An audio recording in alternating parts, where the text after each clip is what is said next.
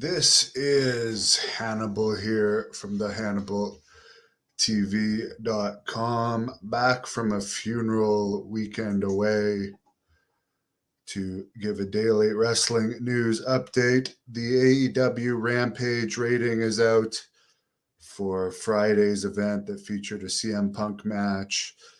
It had 640,000 viewers and a 0.32 rating. SmackDown the same night had 2,135,000 viewers and a 0.55 rating. I did not see the highlights of, or I saw, did not see the highlights of Rampage. I just saw the finish of CM Punk's match. I glanced through the highlights of SmackDown. Didn't enjoy them. Maybe I should do reviews of the highlights. Some people review the full shows. Let's see if I could make it through a full highlight video of Raw or SmackDown and see if I could review it sometime. That might be interesting. Ronda Rousey and Travis Browne have announced their daughter has been born. Former UPW and WWE star Ryan Kenji Sakota has passed away. Sorry to hear that. I can't say I recall him.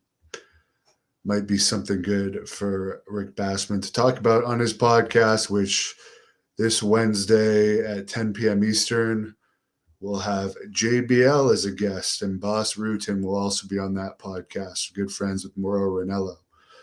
So that one has the potential to be interesting. Butterbean's also on that podcast. Sorry to hear for CWE Canada, a wrestling company here in Canada. Apparently they've been having to cancel a lot of shows and postpone them due to public health orders changing. It's so difficult to promote events here in Canada these days because of the continually changing public health orders. That's why I've been trying to work with American companies myself since even in the one I actually ended up doing 2 events in one day due to public health orders changing for the Great North Wrestling event I presented in Kingston. But I've been working with American companies. Some of those relationships have worked out better than others. Other companies have not been reliable, but World Class Pro Wrestling is one of the reliable ones.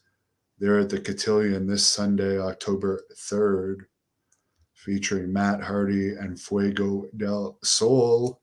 Jacob Fatu will also be there. Which reminds me, speaking of Jacob Fatu, I did a poll regarding what is your favorite U.S. wrestling companies out of the current top 5. By far, the most popular was AEW, 62%. WWE was second, 25%. MLW was tied with ROH at 2%, and NWA was 8%. And that had 4.7 thousand votes in just 10 hours. And of course, Jacob Fatu is the MLW champion, which is why I brought that up.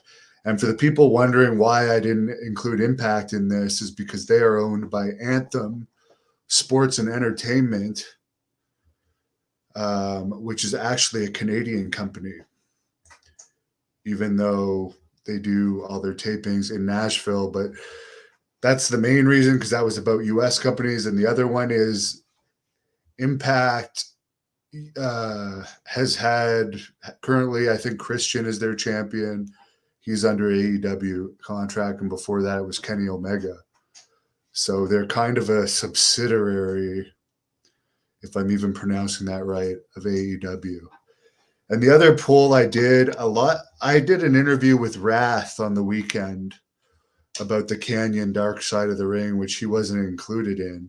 And a lot of people messaged me after saying that they felt that because James Vandenberg, I guess, spent like over a month at times at Canyon's house and seemed to have a very close relationship with him, oftentimes coming up with excuses for other people as to why he would not be gay, and for people the Canyon didn't want to come out to. And I don't know, they seem to have a very close relationship.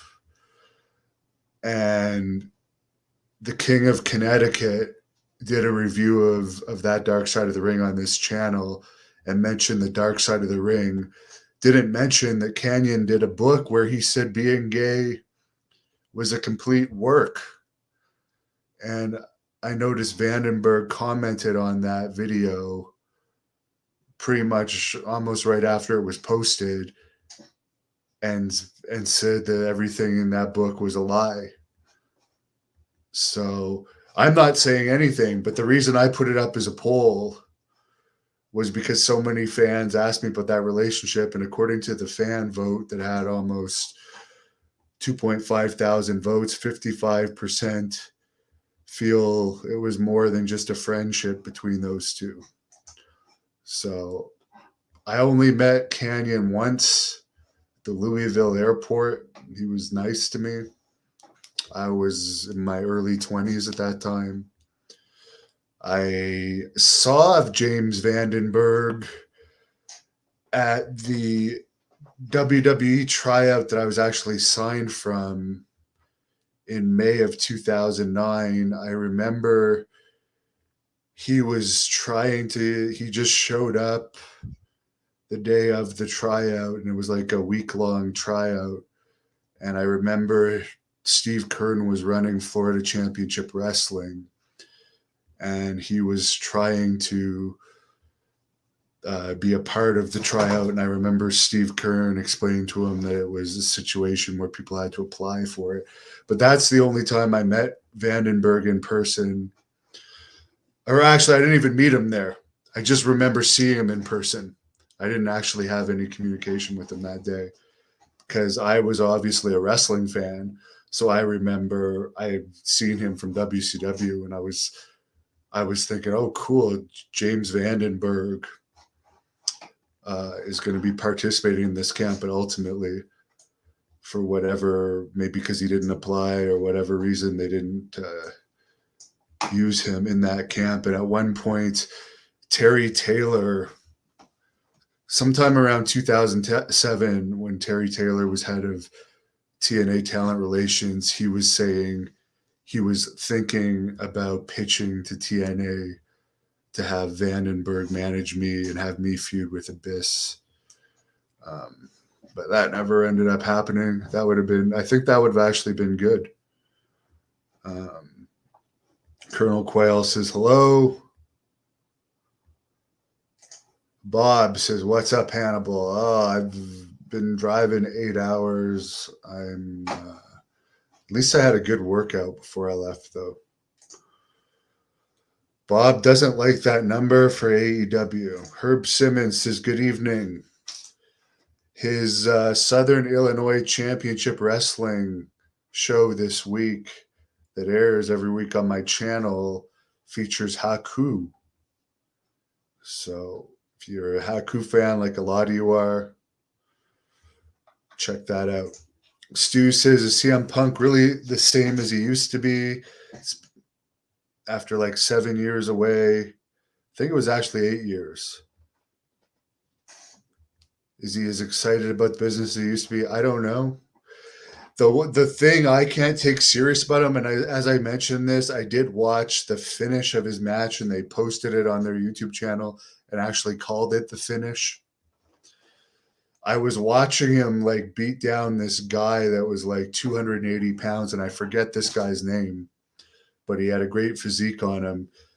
And all I could think about was this is so unrealistic because all I could remember is smaller guys than this were mopping the floor with Punk in UFC. So those images are like ingrained in my mind. So when I was watching the finish, all I'm thinking about is this is so unrealistic. Al, how is Billy Graham doing? He's out of the hospital. He's back home. He's made a few posts on his Facebook. People can help him. He can always use the help for his ongoing problems. Go to GoFundMe and search Billy Graham. Do I stay in touch with James Beard? No, he was part of a group that I feel are a bunch of dishonest people.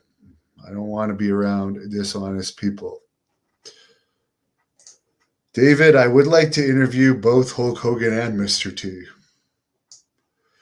Todd, would I interview the Warrior's brother? At one point, he said he would do one with me, but it was during the early stages of COVID, and he said to check back with him. I would do one with him, of course. Matt doesn't think those are good numbers. David, Terry Funk update. He's stable. That's all I know. Big Beef, would I do a Greg Gagne interview if someone puts me in touch with him? Yeah, I was a big AWA fan. At the hotel I was actually at in Chicoutimi, Quebec, it had a ballroom very similar to like those AWA Las Vegas hotel tapings.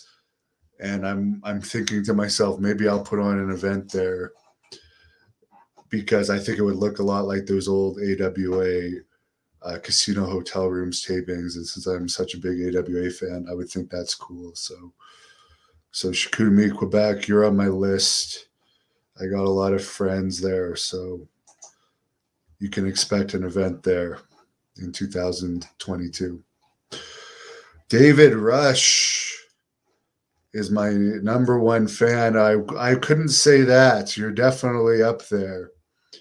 But I have a lot of fans, and I truly appreciate every one of you.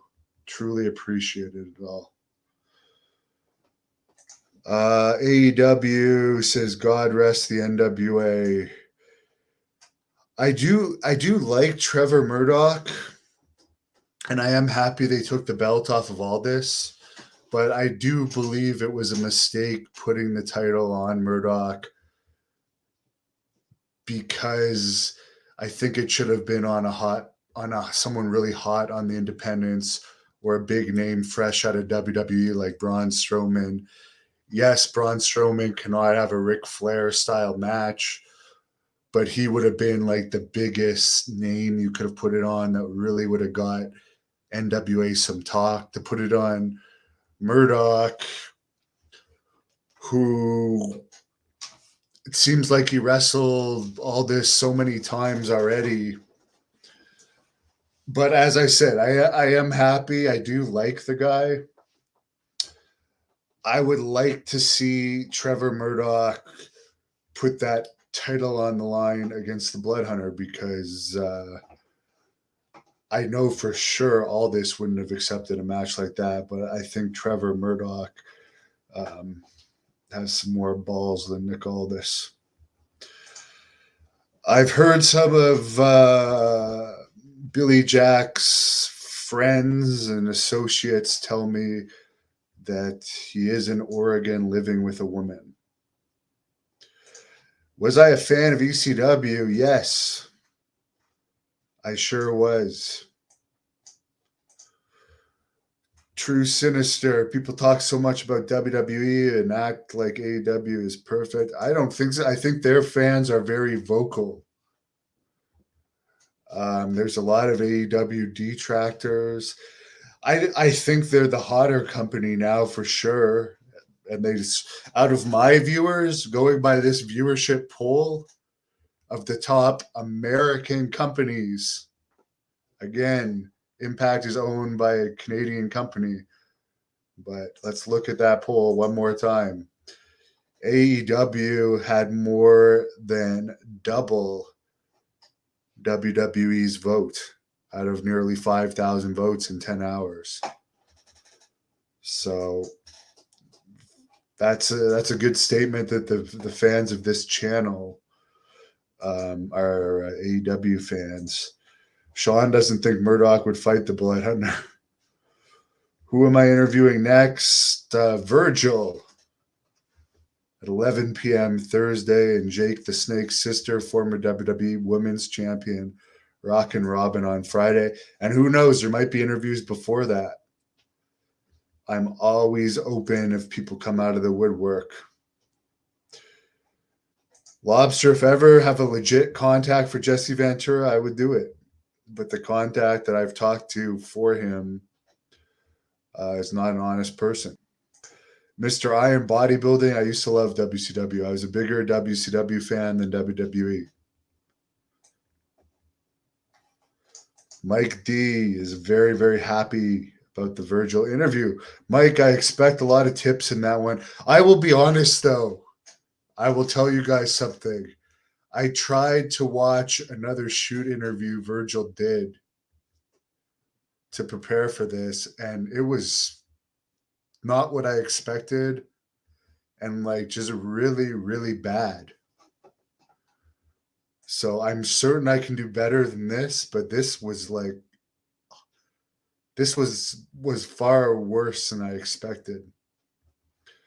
And I'm not saying that's necessarily Virgil's fault. It could have, the interviewer was not very talented either. But I'll do a better job with Virgil. CS says, thanks for all the videos and interviews. Well, I'm glad you appreciate it. Rory, I don't care about men's dicks. I know a lot of people that do these interviews. I just don't care. And I got a lot better questions to ask Virgil. And if you want to know about his dick, I mean, there's so much on the internet about his dick. There's even a video of him talking with his dick hanging out of his boxers. So I don't care. I'm going to try and find out about Virgil's career. And I'm going to ask you guys. By the way, Mike Gonzalez, I know you're a Mike D. I know you are Mike D. What the hell is with all your fake accounts? And I'm beginning to suspect you are a person that had multiple fake accounts before, that was blocked from all those accounts, and now has created other accounts with Mike D as your nice person account, and Giant Gonzalez's brother, Mike Gonzalez, one of the evil accounts that you have. I don't know. Fans, you tell me. I have a feeling Mike D has multiple personalities. Have a good evening. Thank you for watching the Hannibal TV. Please like this video if you enjoyed it, and click the subscribe button to not miss any of our latest shoot interviews, match videos, or news updates.